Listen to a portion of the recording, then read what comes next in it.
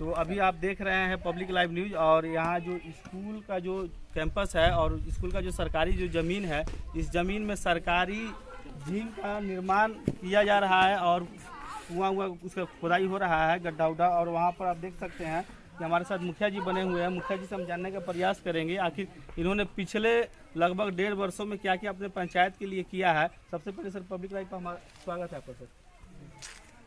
Thank you. Public news अपना परिचय रखिए। स्वागत है। मैं नवरंगिया माधोपुर मुखिया इमरान खान उर्फ चांदी खान। सर पिछले आप 1.5 वर्षों में क्या क्या कार्य करवाएं अपने पंचायत में?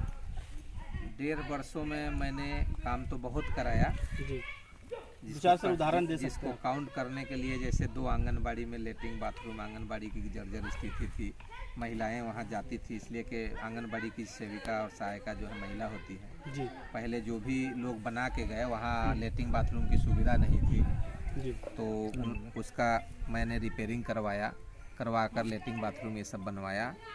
और उसके बाद काफ़ी रोड मैंने बनवाया, जो मेरे यहाँ की हालत बहुत जर्जर थी रास्ते की, सबका मैंने काम करवाया है।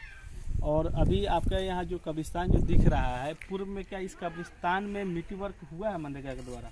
नहीं हुआ है। नहीं हुआ, ऐसा लग रहा है। यहाँ के ग्रामीणों से हम जानने के प्रयास किए हैं, पता चला है कि मिट्टी वर्क थोड़ा बहुत हुआ है।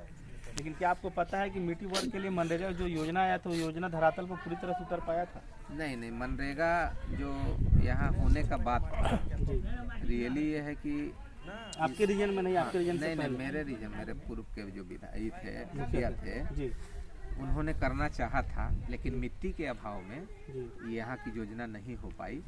और थोड़ा मिट्टी जो आपको दिखने में लग रही होगी वो मिट्टी नदी की थी, तो कब्रिस्तान में नदी की मिट्टी डाली नहीं जाती है, जो ग्रामीणों के द्वारा उस पर रोक लगाया गया कि यहाँ मिट्टी जो है थोड़ी अच्छे रेंज की हो, बलुहट मिट्टी हो, जो कब्र खोदने में आराम हो, उसके लिए ये मिट्टी आपको दिख रही है। ऐसी योजना यहाँ नहीं हुई। मुखिया जी एक बात बताइए कि बिहार में शिक्षा बद से बदतर होते जा रही है और आपके ठीक पीछे या उर्दू स्कूल है, और इस स्कूल में आपके क्षेत्र में पढ़ाई वढ़ाई हो रहा है कि नहीं बढ़िया से? क्योंकि बिहार भर के जो स्कूलों में स्थिति जो शिक्षा के प्रति है, वो टीचर लोग सही से नहीं अपने निर्वहन नहीं कर पा रहे हैं। क्या कुछ कहना चाहेंगे शिक्षा के बारे में? देखिए, शिक्षा की स्थिति बद से बदतर है, ये सारे पदाधिकारी भी जानते हैं, पॉलिटिकल लोग भी जानते हैं।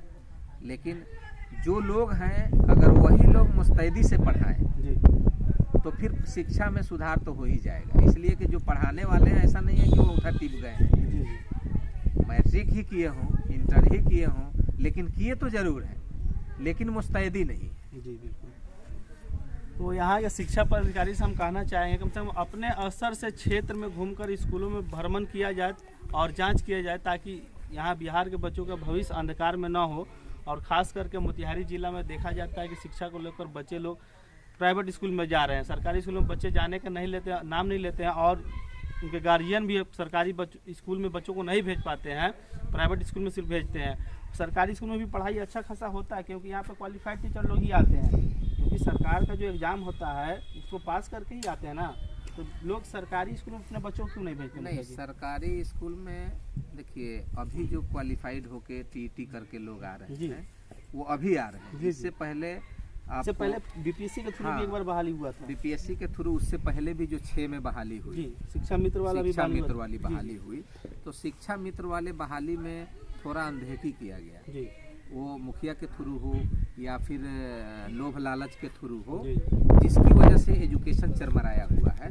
लेकिन वह लोग भी जो बहाल हुए हैं, ऐसा नहीं है कि वो लोग पढ़ा नहीं सकते हैं। अपर प्राइमरी में 5 क्लास तक पढ़ाना है, तो अपर प्राइमरी स्कूल के अंदर में 5 क्लास तक पढ़ाने के लिए बच्चों को कोई दिक्कत नहीं है। इसकी सबसे बड़ी कमी है जो प्रखंड लेवल पर जो शिक्षा पदाधिकारी हैं, उनकी मुस्तैद ड्यूटी नहीं है। वह लोग अपने ही ऑफिस में और ब्लॉक में बैठकर समय बिता लेते हैं, स्कूल का भ्रमण नहीं करते हैं। स्कूल में टीचर कागजों में सिर्फ भ्रमण, सारा कागज में भ्रमण होता है। तो देखा जाता है कि स्कूल में जैसे ये उत्क्रमित विद्यालय है, और इस स्कूल में और भी कोई दूसरा स्कूल एनपीएस है क्या इसमें, कि सिर्फ उत्क्रमित विद्यालय ही है ना? दूसरा स्कूल उठ के नहीं आया है? ना कोई नहीं है। तो कहीं कहीं देखा जाता है इस तरह कि एक ही स्कूल में दूसरा स्कूल एनपीएस नवसृजित प्राथमिक विद्यालय को जोड़ दिया जाता है, और एक रूम मिलता है, उसी एक रूम में उसी में खाना बनता है, उसी में बच्चे पढ़ते भी हैं और शिक्षक उसी में पढ़ाते भी हैं।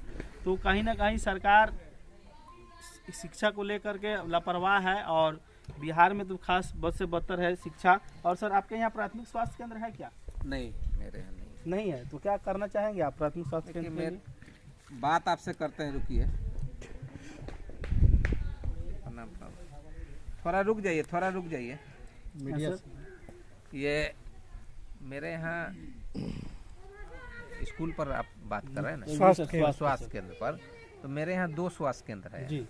एक नौरंगिया रेवन्यू विलेज है, उसके एरिया काफ़ी एरिया उसका बड़ा है, वहाँ एक है, और एक माधोपुर रेवन्यू विलेज है, उसके अंदर एक है। क्या वहाँ सर बिल्डिंग है? लेकिन यहाँ कोई बिल्डिंग नहीं है, यहाँ पता ही नहीं है पब्लिक को कि यहाँ स्वास्थ्य केंद्र भी है। या खाली मतलब जमीन किसी है के बरामदे में नहीं, किसी के बरामदे में 1500 के भाड़े पर स्वास्थ्य केंद्र चलाते हैं। वह लोग चलाते हैं जो लोग कभी बताते ही नहीं है समाज को कि यहाँ स्वास्थ्य केंद्र है। अभी मैं ज़मीन का मुहैया भी कर रहा हूँ, एक आदमी ज़मीन रजिस्ट्री किया हुआ है, उसके दस्तावेज का भी डिटेल्स ले रहा हूँ। मैं कोशिश कर रहा हूँ कि जितना जल्दी हो सके स्वास्थ्य केंद्र मेरे यहाँ बन जाए। तो मुखिया जी आपके यहाँ मान लीजिए कोई इमरजेंसी अगर हो, उस इमरजेंसी में यहाँ से कितना किलोमीटर दूर जाना पड़ता होगा? देखिए, इमरजेंसी में यहाँ कम से कम 6 किलोमीटर। 6 किलोमीटर। मान लीजिए कोई महिला अगर प्रेग्नेंट है, डिलीवरी वाली महिला, अगर यहाँ से 5-6 किलोमीटर जाएंगे तब तक तो कभी कुछ हादसा हो सकता है। देखिए, वैसी कोई सुविधा नहीं है जी, अभी भी वैसी कोई सुविधा नहीं है। जिला से सारा काम पेपर में हो रहा है जी। दवाइयाँ आती हैं, वही दवा मिलती है।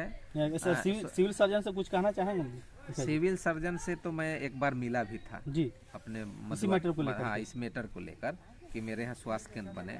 मेरे यहाँ एक बार मैं एक आपको सेविका है, सहायिका सेविका है आंगनबाड़ी की, उसके घर के पास एक कुआं था, उस कुआं का मुझे सफाई करवाना था। तो जब मैं वहाँ गया तो मुझे 8 कार्टून उसमें दवा मिली जी।